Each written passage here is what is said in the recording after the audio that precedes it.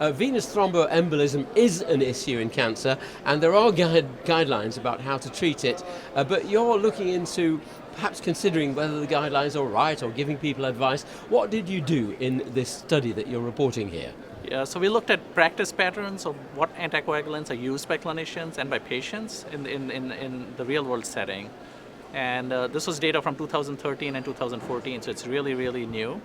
And what we found was that even though low molecular weight heparins are the recommended guideline treatment, only about a quarter of patients were getting that, and half of patients were still getting warfarin, which is a much older drug, and about a quarter of patients were getting rivaroxaban, which is one of the newer agents in this setting.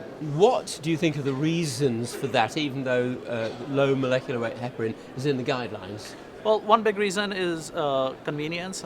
The low molecular weight heparins are daily self-injections. Cancer patients are already going through a lot of stuff, and to add a daily self-injection is problematic. A second reason is cost, especially in the United States. The cost of the low molecular weight heparins is substantially greater, and direct-to-patient costs can also be quite high depending on the type of insurance, health insurance that patients have. So from your investigation in the real-world setting, what guidance can you give us now on this? Well, it sounds like, and it's not just our abstract, but there are a couple other abstracts presented today, and it appears that using novel oral agents such as rivaroxaban is appropriate in some settings and in carefully selected patients. The guidelines will need to take this information into hand before making new recommendations. And there are certainly high-risk patients who are at really high risk for getting blood clots come back. And in those patients, it's still appropriate to use low molecular weight heparins.